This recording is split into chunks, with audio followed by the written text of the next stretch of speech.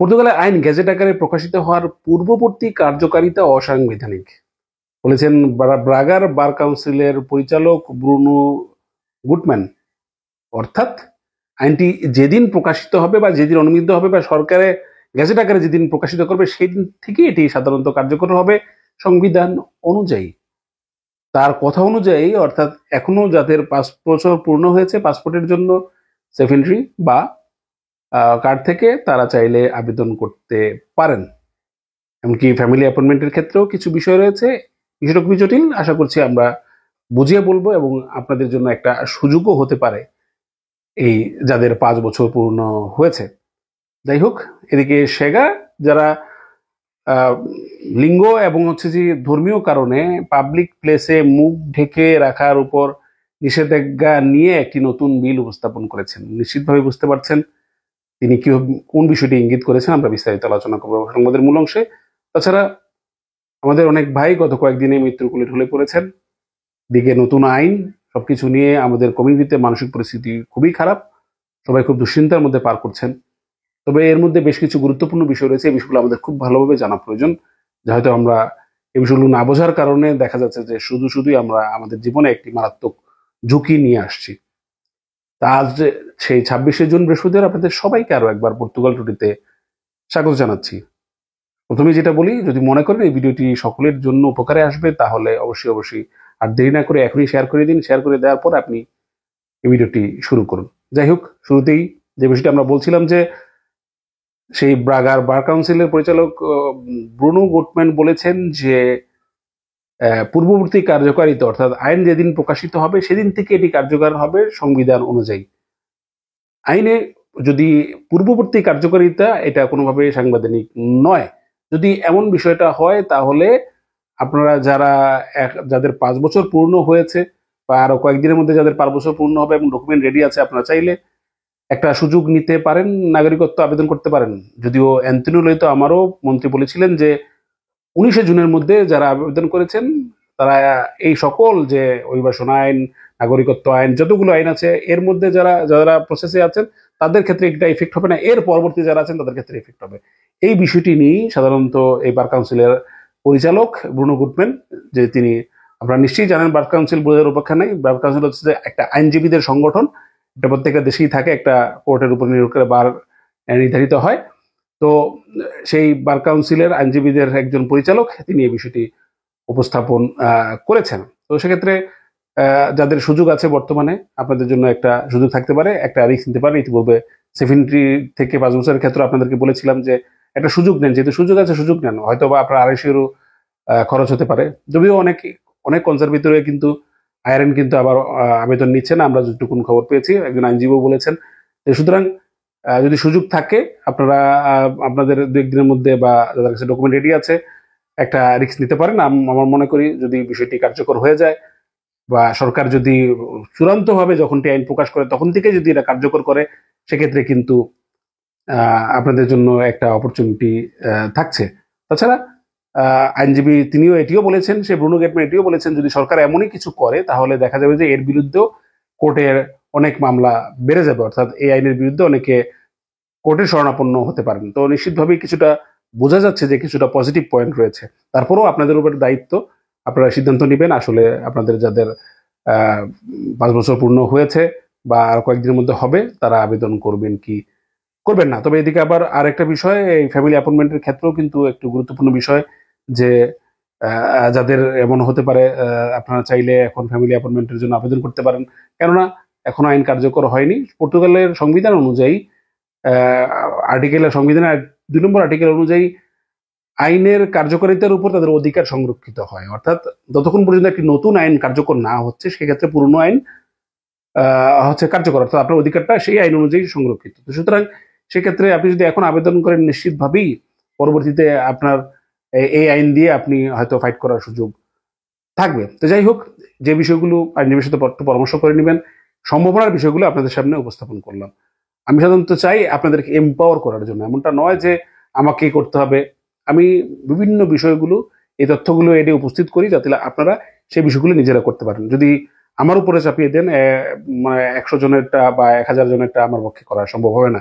সুতরাং আপনারা এই বিষয়টি সিক্রেট করে নেবেন এবং যেহেতু একজন বার কাউন্সিলের পরিচালক এই বিষয়টি উপস্থাপন করেছেন, নিশ্চিতভাবেই তিনি এটি বুঝে শুনেই দিয়েছেন। আপনারা হয়তো স্ক্রিনে দেখতে পেয়েছেন, আমি দিয়ে দিয়েছি।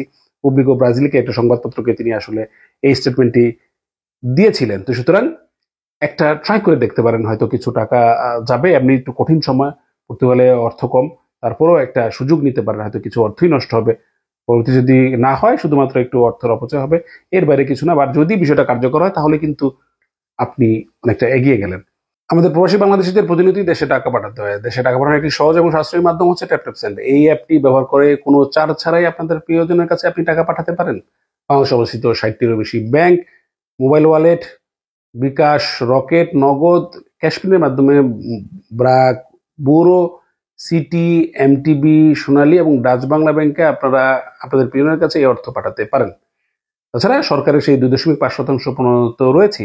এমনকি ট্যাপ আমাকে একটি প্রোমো কোড দিয়েছে, আপনারা স্ক্রিনে দেখতে পাচ্ছেন, এফপি। এই প্রোমো কোডটি ব্যবহার করে আপনাদের প্রথম ট্রান্সফারে আপনারা যদি পর্তুগাল, ফ্রান্স, জার্মানি বা ইউরোপ থেকে পাঠান তাহলে 20 ইউরো, ইউকে থেকে পাঠালে 20 পাউন্ড, অস্ট্রেলিয়া, কানাডা এবং হচ্ছে যে আমেরিকা থেকে পাঠালে $20, এমনকি দুবাই থেকে পাঠালে 50 দিরহাম পর্যন্ত বোনাস পেতে পারেন। আমি আমার এই প্রোমো কোডটি কমেন্ট বক্সে দিয়ে দিব। আপনারা এটির মাধ্যমে মোবাইলে ডাউনলোড করে প্রথম ট্রান্সফারে এই আপনার বোনাসটি বুঝে নিন এবং খুব দ্রুত সময়ে, বছরের যে কোনো সময়ে, যে কোনো দিন আপনার প্রিয়জনের কাছে আপনার অর্থ পৌঁছে দিন। এদিকে শেখা আজ পার্লামেন্টে একটি নতুন বিল উত্থাপন করেছে যে পাবলিক প্লেসে লিঙ্গ বা ধর্মীয় কারণে মুখ ঢেকে রাখা যাবে না, অর্থাৎ আইডেন্টিফিকেশন দিতে হবে কোনো কারণেই। শুধুমাত্র কিছু এক্সেপশন রয়েছে, যদি এটি কোনো কনসুলার সার্ভিস হয় বা প্লেনে হয় বা এই ধরনের একটি সার্ভিসের ক্ষেত্রে, এয়ারপোর্টে, সেক্ষেত্রে সে এটা এক্সেপশনটা থাকবে, বা কোনো একটি ধর্মীয় উপাসনালয়ের ক্ষেত্রে এই এক্সেপশন থাকবে। তো এর বাইরে পাবলিক প্লেসে কোনোভাবেই এই মুখ ঢেকে রাখা যাবে না, এবং লিঙ্গ এবং ধর্মীয় কারণে। বুঝতেই পারছেন এটা আসলে এই শুধুমাত্র মুখ ডেকে রাখে কারা? মুখ ডেকে রাখে শুধুমাত্র আমাদের ইসলাম ধর্মী মুখ ডেকে রাখে, এবং তিনি কিভাবে এই বিষয়টাকে স্থাপন করেছেন। অলরেডি তিনি বিলটি পার্লামেন্টে উপস্থাপন করেছেন। নিশ্চিতভাবেই এই বিষয়টি একটা সেই যে ইসলামোফোবিয়ার যে বিষয়টি ঘটছে তারও একটা বহিঃপ্রকাশ স্বরূপ। আমাদেরকে অনেকটা সচেতন থাকতে হবে। অনেকে আমরা এই সামাজিক যোগাযোগ মাধ্যমে এমন কিছু শব্দ ব্যবহার করি, এমন অনেক কথা বলি, এই জিনিসগুলো কিন্তু ঠিক না। আপনারা চেষ্টা করবেন যে কেউ আপনাকে ঘৃণা ছড়াও, কিন্তু আমরা তো এই দেশে আছি, এবং অথবা অনেকে অন্য দেশে থেকে এই দেশের অনেকে লিখেন, বিভিন্ন সামাজিক যোগাযোগ মাধ্যমে দেখি, কিন্তু এই বিষয়টি কিন্তু এদের কাছে আইন শৃঙ্খলা বাহিনী কিন্তু অনেকটাই তৎপর। তো সুতরাং বিপদে এড়াতে আশা করছি এই সমস্ত উল্টাপাল্টা কথা লিখবেন না। এই গত কয়েকদিনে পর্তুগাল নিয়ে অনেকেই খারাপ মন্তব্য করছেন, এই মন্তব্যগুলো কিন্তু আমাদের জন্য ভালো কিছু বয়ে আনবে না, এবং এমন কিছু শব্দ লিখছেন যা অনেকটাই আপত্তিকর, এবং পরবর্তীতে কিন্তু এর দ্বারা আমরা কিন্তু আরো ঘৃণার শিকার হব, এবং কি প্রতিনিয়ত ঘৃণার শিকার বাড়ছে। তবে হঠাৎ করে আবার আমরাও যদি এমন কিছু শুরু হই তাহলে বিষয়টা অনেকটা কনফ্লিক্টের মতো হয়ে যাবে। তো সুতরাং এই বিষয়টি কি আপনারা এড়িয়ে চলবেন। এদিকে আপনারা জানেন, দুঃখজনক খবর, শুধু বাংলাদেশ কমিউনিটি না, সাউথ এশিয়ান কমিউনিটিতে একটা খুব খারাপ পরিস্থিতি চলছে। কয়েকজন ভারতীয় গত কয়েকদিনে মৃত্যুবরণ করেছেন। এদিকে বাংলাদেশীয় গতকাল এক ভাই আত্মহত্যা করেছেন, এর এক ভাই হাসপাতালে মারা গিয়েছেন, এমনকি গতকালকে একজন ভারতীয় শরীরে আগুন দিয়ে আত্মহত্যা করেছেন। দেখুন, একটি আইন পরিবর্তন হয়েছে মাত্র। যদি একটু একটু পেছনের দিকে তাকাই, 2020 সাল থেকে এই 2020 সাল থেকে এই 5 বছর পর্যন্ত, 2025 সালের এখনো হয় নাই, 2024 সাল পর্যন্ত 4 বার নাগরিকত্ব আইন পরিবর্তন হয়েছে। যেটা আমি আজকে একটা স্ট্যাটাসে বলেছিলাম যে 4 বার নাগরিকত্ব আইন পরিবর্তন হয়েছে 2020 সাল থেকে। এটা পর্তুগালে খুব একটা প্র্যাকটিস না, যে একবার পরিবর্তন হলে এটা একেবারে যে আর হবে না, এখানে থেকে কোনো নড়চড় হবে না, বিষয়টা সেরকম না। এই আইনটা পরিবর্তন হয়েছে, আবার অ্যাডজাস্টমেন্ট করে আবার পরিবর্তন হবে। অভিবাসন আইন প্রতি 6 মাসে দেখতেছি পরিবর্তন হয়। তো এটা পরিবর্তন হওয়াটা অস্বাভাবিক কোনো কিছু না। এখন পরিবর্তন আসছে তার মানে জীবন থেমে যায়নি। এটা আরো 6 মাস পরে পরিবর্তিত আসতে পারে। বিভিন্ন ব্যবসায়িক নেতারা কিন্তু ইতিমধ্যে রিয়েকশন দেওয়া শুরু করেছেন। শুরু করেছেন। সে বিষয়গুলি নিয়ে হয়তো আমরা সামনের দিকে আলোচনা করব, যে এখানে যে আমাদের যে এফবিসিসিআই, সিপিসি, এখানকার যে বিভিন্ন ব্যবসায়িক প্রতিনিধি রয়েছেন, তাদের প্রধান কিন্তু ইতিমধ্যে তিনি একটি বিজ্ঞপ্তি প্রকাশ করেছেন, তাদের একটা কমিউনিকাদও তিনি প্রকাশ করেছেন, যে এটা খুবই মারাত্মক। নতুন অভিবাসন নীতির ফলে একটা বড় ধরনের প্রভাব পড়বে পর্তুগাল অর্থনীতিতে এবং জব মার্কেটে। তো সুতরাং এই বিষয়টি কিন্তু সামনের দিক থেকে আসছে। তো এটি নিয়ে আপনারা খুব দ্রুতই খুব দুশ্চিন্তাগ্রস্ত হয়ে যায়, খুব দ্রুতই আমরা খুব রিল্যাক্স হয়ে যাই। এগুলো হচ্ছে সরকারের পরিকল্পনা। কেননা আপনাদের একটা জিনিস বুঝতে হবে, এই সরকার কিভাবে আসছে। এই গত নির্বাচনে কিন্তু এই বিষয়গুলো ছিল মূল মূল বিষয়। এখন যদি তারা নির্বাচনে এগুলো প্রতিশ্রুতি দিয়েছে, এই জিনিসগুলো তারা ইমপ্লিমেন্টেশন না করে, তাহলে কি হবে? তারা পরবর্তীতে আর তারা ম্যান্ডেট থাকবে না, তাদের সিট হারাবে। তো তারা ভয়ে আছে। আপনারা দেখেছেন সোশ্যালিস্ট পার্টির কি অবস্থা, তারা এই ভয়টা পাচ্ছে। এই জন্য তারা একটু এক্সট্রিম রাইট একটা মনোভাব প্রকাশ করছে। তো এখন তারা তাদের প্রতিজ্ঞাটা রক্ষা করছে। তখন যদি প্রয়োজন হয় যে না, তারা অভিবাসী যদি না পায়, যদি এখানে মানুষ না পায়, তখন তারা চিন্তা করবে সেই পার্সপেক্টিভ অনুযায়ী সেটা পরিবর্তন করতে। হয়তো কয়েকদিন পরে ব্যবসায়ীরাই এই নিয়ে আন্দোলন শুরু করবে। কেননা আগামী 6 মাসের মধ্যেই কিন্তু এই বিষয়টি খুবই গুরুতরভাবে পরিলক্ষিত হবে। আপনারা জানেন যে এই চালিকা শক্তি হচ্ছে যে, যে অভিবাসীদেরকে পর্তুগাল খাটো করে দেখছে, সেই অভিবাসীরাই কিন্তু এই অর্থনীতির চালিকা শক্তি। দুই দিক থেকে বলতে গেলে জিডিপির একটা বড় গুরুত্বপূর্ণ অংশ। একদিকে সোশ্যাল কন্ট্রিবিউশন, একদিকে হচ্ছে যে জিডিপি। জিডিপি কি হবে আমরা বলে না, মোট দেশের উৎপাদন, অর্থাৎ আমরা দেশে আয় করি আবার এই দেশে ব্যয় করি। তো দুই দিক থেকে আমরা উপস্থাপন করছি। তো সুতরাং এটা নিয়ে বলার অপেক্ষা রাখে না, সরকারও এটা ভালো মতো বোঝে। শুধু একটা সাধারণভাবে আমরা বলি, 10 জন মানুষ এখানে যুক্ত হয়েছে, 10 জন মানুষ যদি ইনকাম করে, 10 জন মানুষ আপনাকে সোশ্যালি কন্ট্রিবিউশন করে, এই 10 জন মানুষ আপনি এখানে করে আপনি খাচ্ছেন 10টা পরিবার। এই 10টা পরিবারে যদি একটা খুবই সাধারণ উদাহরণ দিই, যে প্রতি মাসে যদি একটা পরিবার 10 কেজি চাল ক্রয় করে, তাহলে এই পর্তুগালের জিডিপিতে 30 কেজি চাল, 100 কেজি চাল যুক্ত হচ্ছে। এই 100 কেজি চালের জন্য, 100 কেজি চালের জন্য এই চালের উৎপাদন, চালের এই সুপার মার্কেটে বিক্রি, কতগুলো সেক্টরে এই বিষয়টা যুক্ত হচ্ছে। অর্থনীতিতে কতভাবে এই 100 কেজি চালের জন্য কতগুলো সেক্টরে লাভ পাচ্ছে। প্রত্যেকটা সেক্টরে কিন্তু, যদি যে উৎপাদন করে, ধরেন ইম্পোর্টই হলো, ইম্পোর্ট হওয়ার পরে যে ইম্পোর্টার থাকলো সে পেলো, তারপরে ডিস্ট্রিবিউটর পেলো, তারপরে সুপার মার্কেট পেলো, তারপরে এই যে প্রত্যেকটার কাছ থেকে কিন্তু সরকার ট্যাক্স নিচ্ছে, ভ্যাট নিচ্ছে। অর্থাৎ যিনি ইম্পোর্টার ছিল তার কাছ থেকে ভ্যাট নিচ্ছে, যিনি সুপার মার্কেট নিল তার কাছ থেকে ভ্যাট নিচ্ছে। আমরাও সেই ভ্যাট দিয়ে আবার এইটা ক্রয় করছি। তারপর আবার তাদের কাছ থেকেও আয়কর নিচ্ছে, ব্যবসায়ীদের কাছ থেকে আয়কর নিচ্ছে। কারণ এই যে তার একটা ভলিউম বাড়লো বা বিজনেস বাড়লো, তার মানে তার আয় বেড়েছে, সে আয়ের উপরে একটা সে নিয়েছে। আমাদের কাছ থেকেও আমরা আয়কর দিচ্ছি। তো সরকারের কিন্তু এগুলো আয়, এমনটা না যে।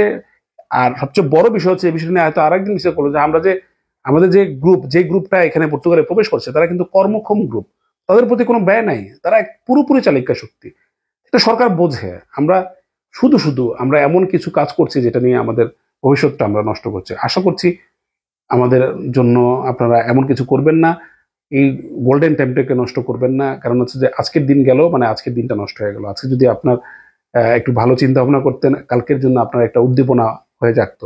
তো যাই হোক, আশা করছি এমনটা না, যেটা বললাম যে 2020 সাল থেকে 4 বার পরিবর্তন হয়েছে নাগরিকত্ব নিয়ে। সুতরাং দুশ্চিন্তা করবেন না, যা হবে তকদিরের উপর বিশ্বাস রাখুন, আজকের জন্য কাজ চালিয়ে যান।